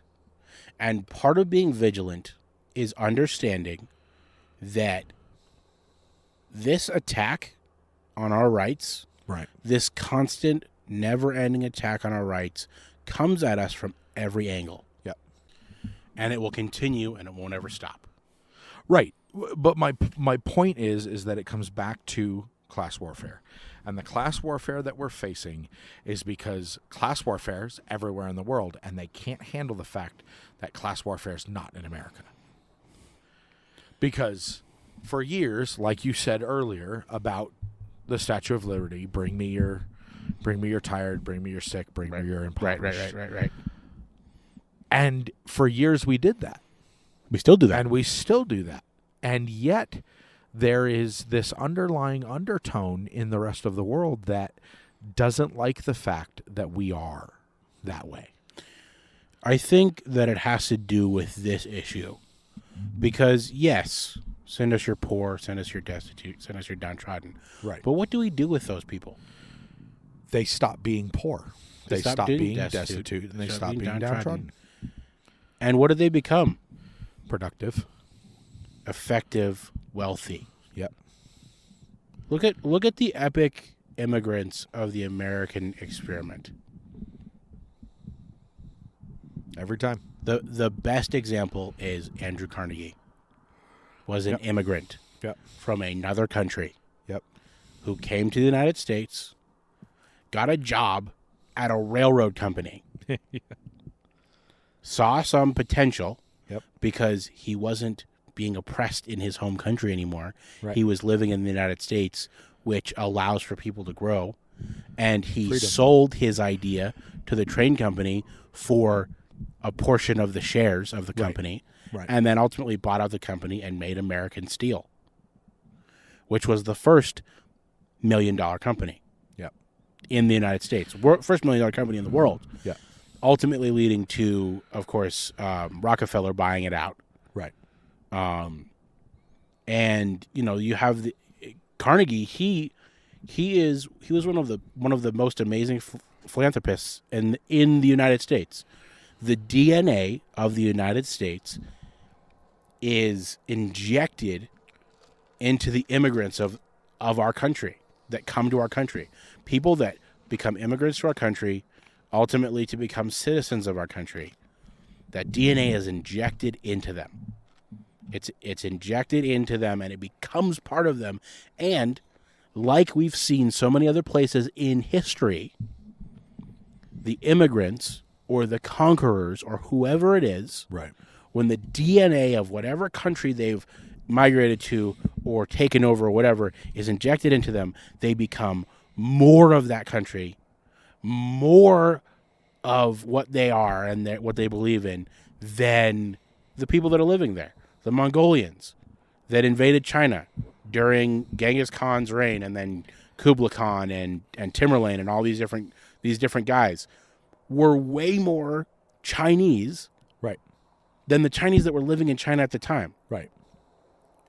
How is that? It's because the DNA of China was injected into them. It is the age-old adage that the student becomes the master. Exactly.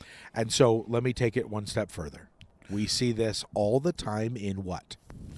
Christianity. Oh, yeah, for sure. This Absolutely. is what we see in Christianity. You have someone who has been living for themselves, living in sin, right? Falling short, missing the mark. Yeah. They become a Christian. They give their life to Jesus. They get sold out. And suddenly, to everybody else it seems suddenly, but suddenly they become something more. Right. You surpass. Who do you surpass? Well, you surpass that person who preached to you in the first place. You surpass that pastor who pastored you for all those years.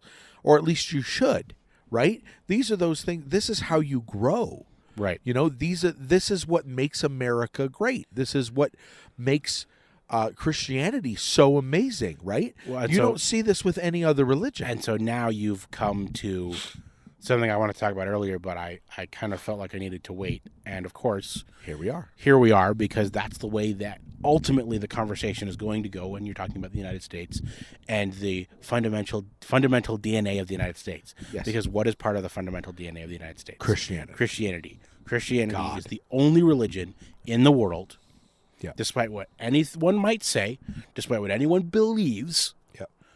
Christianity is the only country in the world, is the only religion in the world that allows for equality in race, in gender, in class, and in religion. Everything. And in religion. And absolutely. Christianity is the only religion You cannot that says have Yep. it's okay that you're not a Christian yet. Yeah. Let me take it a step. Or ever. It's true. I mean, we are firm believers in Jesus, and we are sold out believers in Jesus, and so the Bible says that God is not willing that anyone should perish and that all should come to eternal life And repentance. Yeah. and repentance. But at the same time, and when we say Christianity, we're not talking about the 15th century Catholicism and the Spanish Inquisition and these offshoots of strange doctrine. I feel like there's a certain necessity of saying that, yes, we are talking about that. Because that's the argument that people always have. Well, is no, that, here's the issue. Christianity did the same thing that all these other Okay, religions but did. here's the thing, though. When you're talking about Christianity, I feel like this is an important thing that a lot of people do when they tell subjective history. Correct. We're only going to talk about the good stuff. We're not talking about the bad stuff. We have to talk about the bad stuff. We have to talk about the fact that the Spanish Inquisition existed. Right. And they were picking people at you are random. Right. They were under the banner of Christianity. They were under the banner of Christianity. You are correct. We have to talk about the fact you're right. that the Holy Roman Empire under the Catholic Church had the Second Crusade, the Third Crusade, and the Fourth Crusade. Yeah. I specifically didn't mention the First Crusade Effectively trying because to the eliminate. First Crusade was not sponsored by the Catholic Church. That was an after-the-fact thing. Really? The First Crusade was actually lords and kings in England and France and Germany rallying. Podbros, your regular history lesson. Yes, thank you. Continue. Rallying together because they saw the issue. Correct. Of the Moors. It was a twofold issue. the Moors? No, the Moors were from Spain.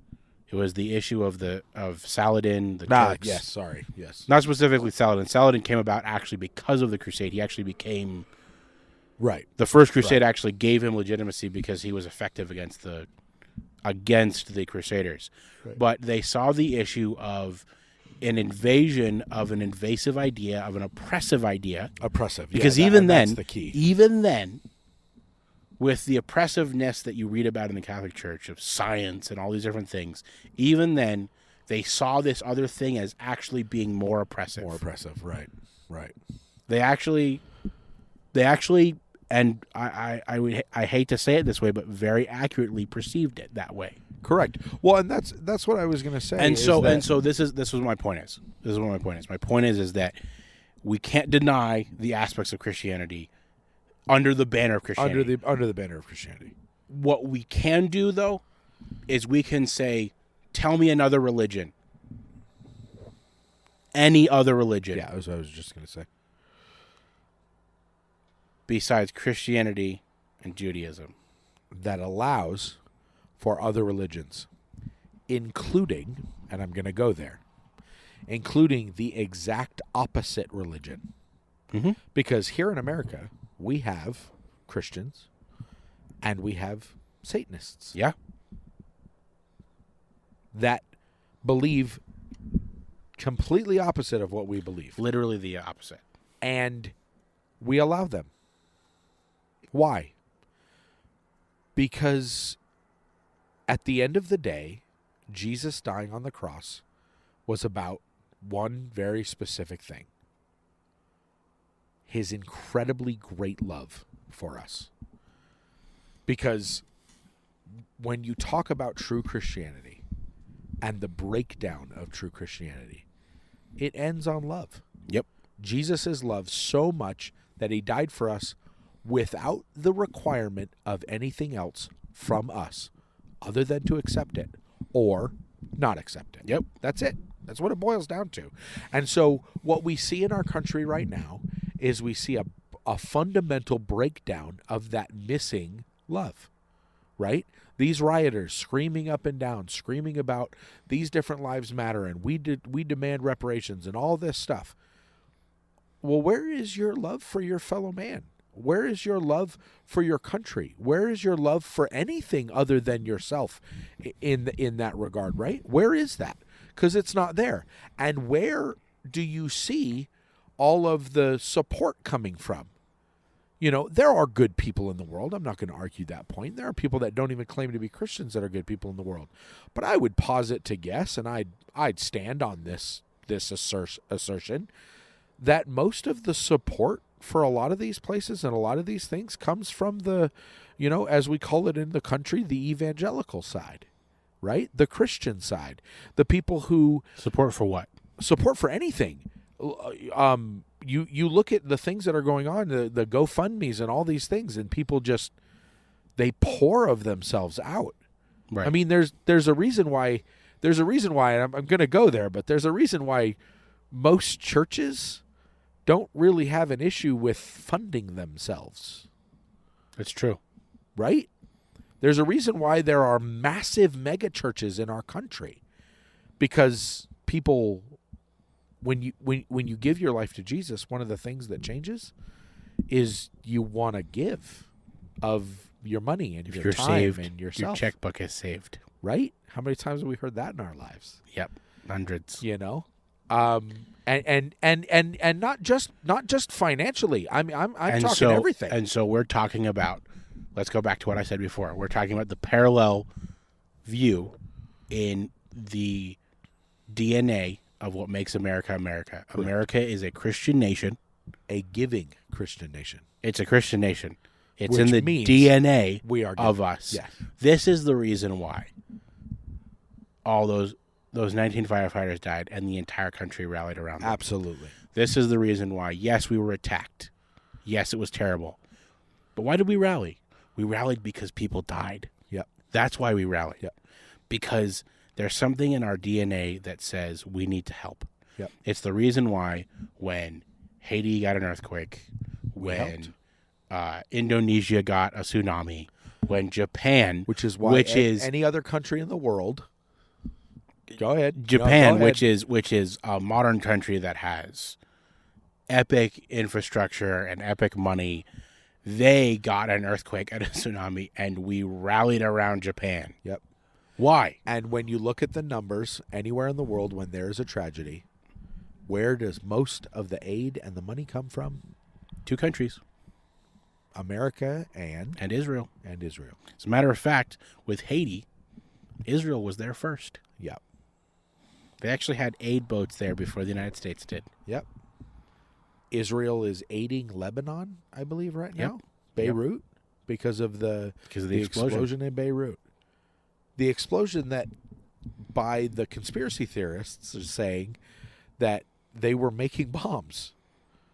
They were. The- it was a Or bomb. they it were was a storage. stockpiling the It was storage of missiles. product. They were storing. No, they were actually storing completed missile products. Completed missile products. And their enemy is Israel.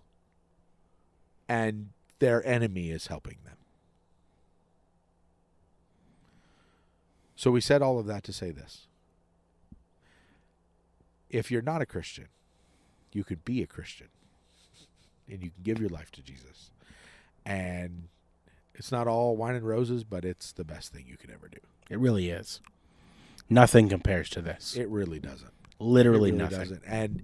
And speaking from experience, when that moment comes when you fully sell out to Jesus and you're so just living in what he wants you to do, oh man, it's pretty stinking awesome. To quote some people that I know, it's effing amazing. Indeed. So, on that same note, since we back in March we were talking about our Thursday night Elements meeting, Oh yeah. that hasn't been meeting for quite a few months because the church that was hosting it has been closed down. There's hope on the horizon, folks. I don't have an exact date yet, but we're hoping to start up here coming up at to some point. resume. The Elements recovery meeting, which I'll be honest, I'm kind of excited about. I have missed it. It's very enjoyable. Actually, It is very enjoyable. I'm a little torn at this point because I'm going to have to start juggling schedule and figure out how things work and whatnot. But Right. it's still coming. Well, it man. is. We're at an hour and a half, so I gotta say, I mean, it wasn't exactly as upbeat and laughing as we normally are. Yeah, that's on true. our podcasts. well, we've had this all pent up for the last couple months. We have to get at it the all same out. time, I mean, I mean, personally, I'll speak for myself here. I thought this was a great conversation. Oh yeah, for You sure. know, I mean, we definitely hashed out some stuff, and we are going to make this promise. We are not going to wait another 6 months for an episode. That's true. We will. And I am going to make a shout out to Jim Merck. We know it's about time. We're very sorry. I posted out on social media on Facebook that the 50th episode was coming, and he responded and said it's about time. So to everybody, if you are listening again for the first time in 5 months, welcome back, and thank you very much for listening. We really appreciate it. If you are new and you're just starting with Podbros, send us an email, drop us a note, give us a subject that you'd love to hear us talk about or whatever, and we are very, very glad to have you. Also, disclaimer: most of our podcasts are not this heavy. They're really not. They're really not. And now that we've gotten it actually out of our chest, out of our chest, because it's been like a thorn in my chest, off of our chest. I think you meant to say out of your system, off of your out chest. of my system, whatever. Out of my chest, off of my system. Wait, reverse that. Thank you. We should definitely have a much lighter episode, and also we've done a little bit of upgrading onto the equipment, and so the sound on this one, I believe, sounds really, really good. We'll see. We see what shall happens. see. But we now have a much simpler mobile-ish unit that Which is the reason why we're out on the porch. which is why we're out on the porch, and which is why we can actually literally do our podcast now anywhere, which I think we're going to take advantage of. Definitely going to take advantage of that. So we're definitely going to probably do it, at a park somewhere, or, we should definitely do an episode from a dumpster while it's on fire, and we'll call it the dumpster fire episode. I don't know. I just wanted an Or excuse in to some say random dumpster person's fire. living room. What Or some random What are you guys doing in person's my living room. house? Doing a podcast? Why are you here? Wearing a Batman costume?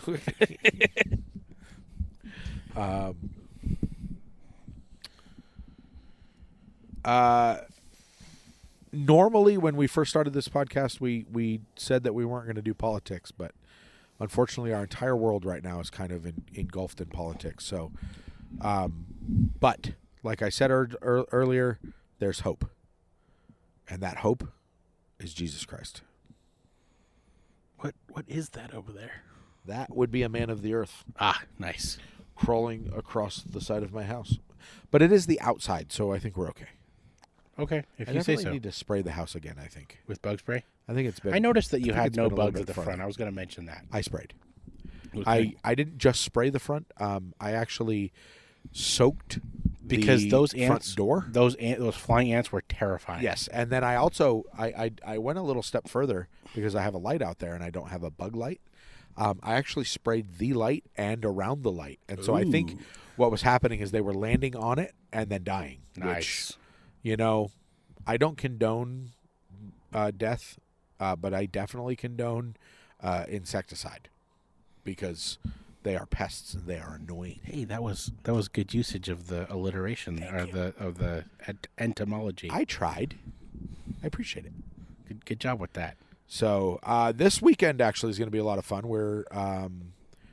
I'm doing some tech stuff for the church. The ladies' Bible study is starting up, and I'm doing their Zoom. I'm teaching them how to use Zoom and helping them with that.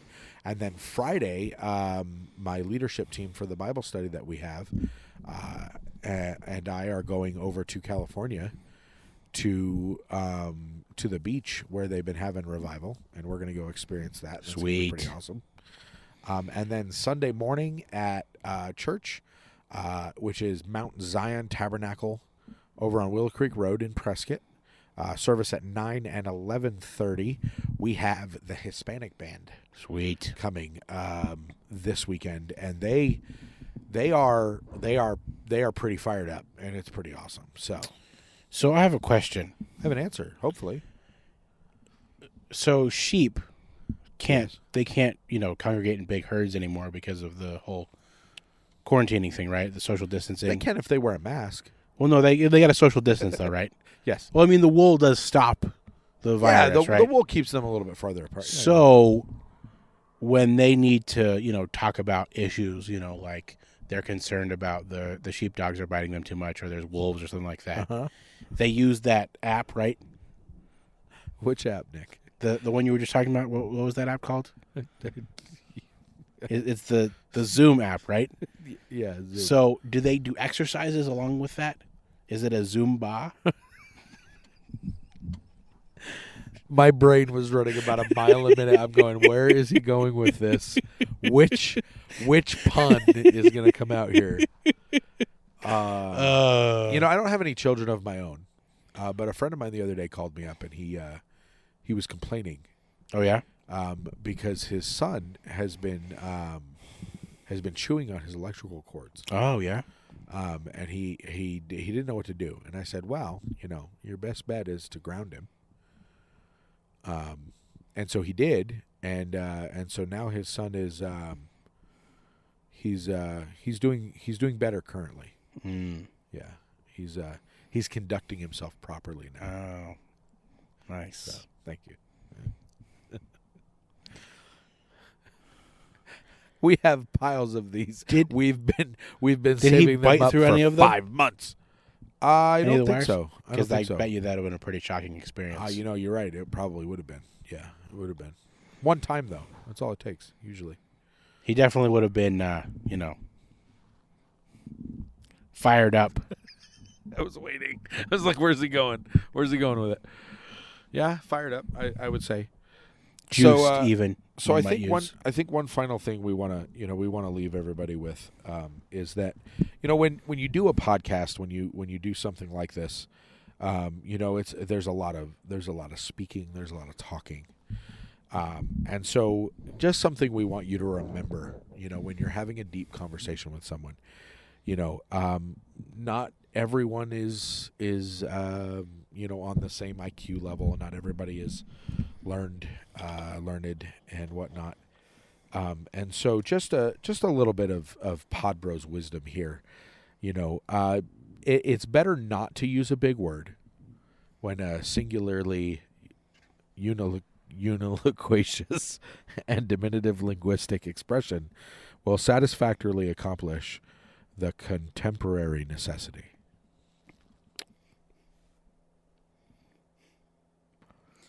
That would have been a whole lot better if I had not looked up at you when you put your iPad up to your face. That whole statement seemed very cantankerous. Cantankerous.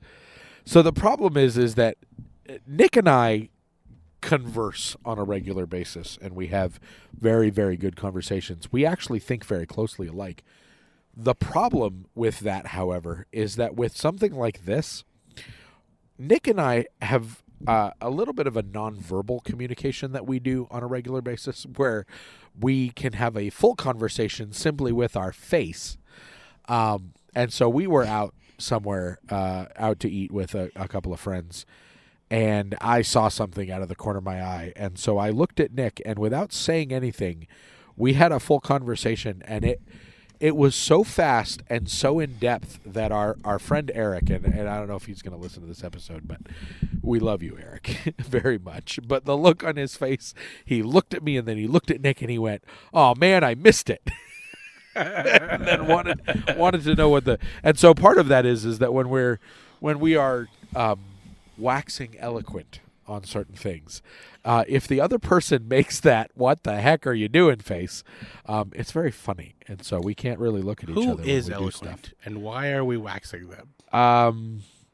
Sometimes eloquent needs to be waxed. So I did want to mention though that I did have a job for a little while, before I got the job working for my dad. Right. What was it that you did? I actually worked at a calendar factory.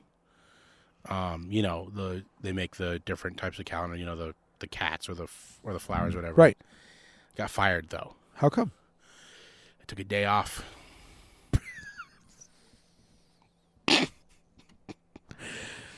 I don't know I love these jokes because I know the punchline already. and they still make me laugh. So that actually brings up a point. This is something that's been bothering me lately. Okay. We have all these things in the world. Different religions, different beliefs, different types of things. But one of the big things is of course the different people's decisions on eating styles and Right. what things they want to eat. And so you have your traditional meat eaters, and then you have your vegetarians, and then you have your vegans, and we have sayings that go along with all of these different things, in life that are based on one thing or another, Right. But the thought comes up to my head, like, if you have two people and they're both vegan and they get in a fight, and they're in an argument, would that still be considered a beef?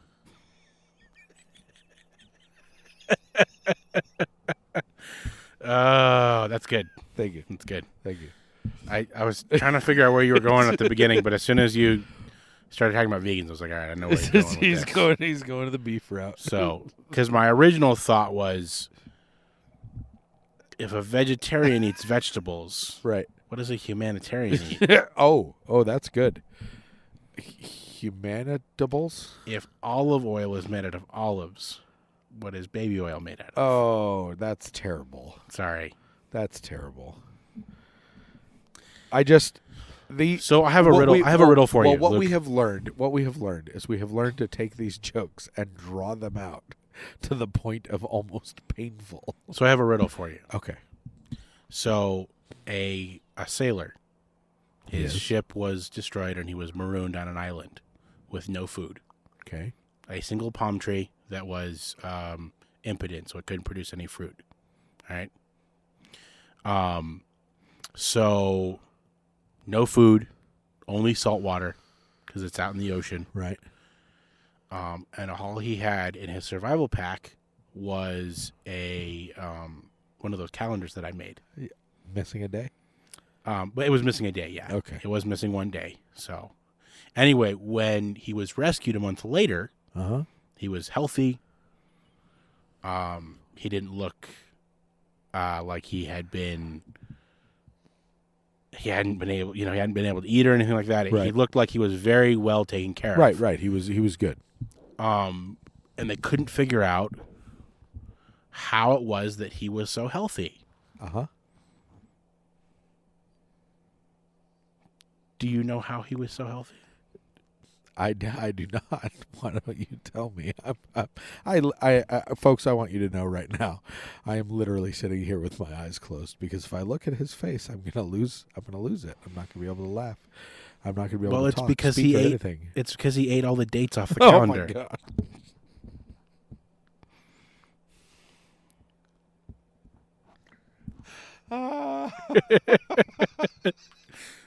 That was good. He also ate the Sundays.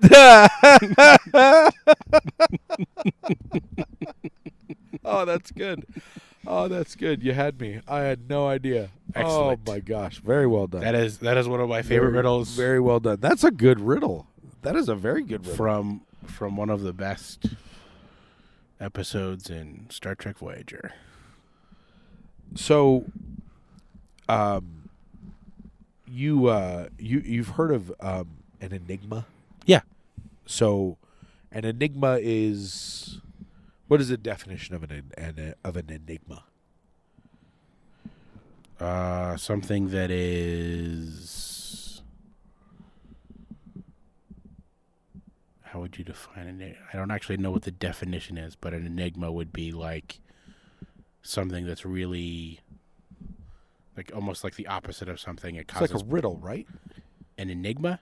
Yeah, an enigma. An enigma is, Maybe I'm thinking of the wrong word. I was going somewhere with this, and then when I said enigma, the only thing I could think of was the Batman movie, Mr. Enigma, which is actually happens to be one of my favorite Batmans. Oh, yeah. Oh, so, okay. So I had it incorrect. Okay. I was thinking of something else. An enigma is a person or thing that is mysterious, puzzling, or difficult to understand. Okay. So, so an Enigma machine, right? Was a German coding device.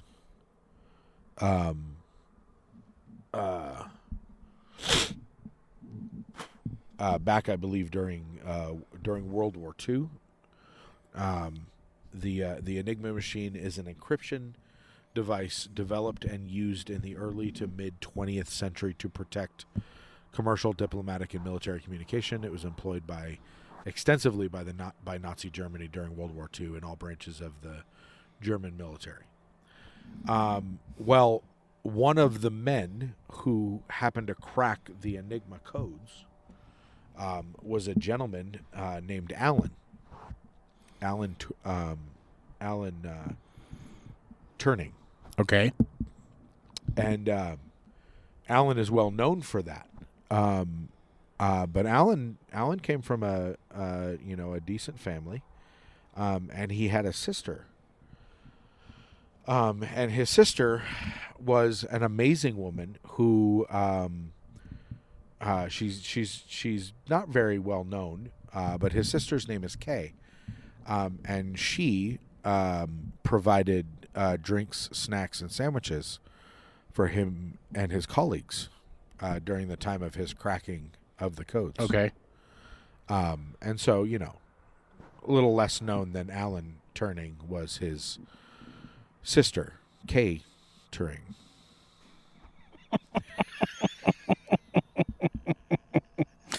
Oh, that's classic. That is really funny. Thank you. I had fun with that one. Did your brain ever keep you up at night, making you think about weird stuff? Sometimes. I typically am not a person that has a hard time going to sleep. I was gonna say this. We definitely need to be keeping our thoughts and prayers on the victims in California. Oh, yeah? Yeah. What happened? Nothing really happened. They just lived there. Oh, yeah. I gotta ask this question. I saw this actually as a meme, but on a serious note, what exactly is it that they use in the bowling shoes to kill whatever's in there? Because I'm pretty sure that would kill coronavirus. I'm just saying. Just a thought. Bowling alley Yeah. Hey. spray. Things that cause cancer, right? Is that the deal? So, anyway, I think we're there. are we? Yeah. I think we are too. We're there. This is going to take a lot of editing. Yeah, I think it might. So, Did we freeze again? No, we didn't freeze. So, just so everyone knows,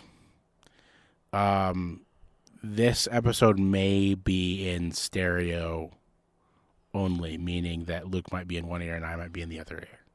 Oh, it shouldn't. If I can't fix it. Oh, yes. Well, and if that is the case, And if we that's apologize. the case, I apologize profusely. I am really, really hoping that I can make it work. I think I figured it out, what I'm going to have to do. This new program we're using, this is the first time we've actually done a podcast with it. And so we didn't realize that it takes the inputs in stereo, Right, and not which is- in It might actually. not in a mix. No, that's a setting. I It think might be a that's setting, which hopefully it is, and then I won't have to do this twice. But in the meantime, I'm essentially going to have to do this twice, and it's going to be super awkward. But with that being said, this is Podbros, a production of Sound Bros Productions. We really hope that you learned something today. Wait, we didn't get to finish our statement. What statement? Come on. Coming at you from the porch. Oh, yes. Porch Bros. Unacceptable. Do it again. Go out and come back in. That was me slamming the door. This is Podbros, a production of Sound Bros Productions. Productions. Coming at you from the porch. From the porch. In the Chino area. And it's which actually is in the Prescott Quad City areas. It is in the Quad City areas, and it is gorgeous right now. It is absolutely fantastic right The now. weather, it is a nice balmy 70-something degrees. I've got a nice Big Mac buzz going on. I have a Whopper buzz. That Mac sauce. Oh man. Ooh, good So stuff. good. I got extra Mac sauce. Extra Mac sauce. That's always good. It's always good. It's always good. We had a good evening. We thought of our grandfather. Oh yeah, we It did. was very nice. We miss Grandpa, but we'll see him again. Indeed. So we hope you learned something today. Because if you're not learning, you're dying. so stay alive.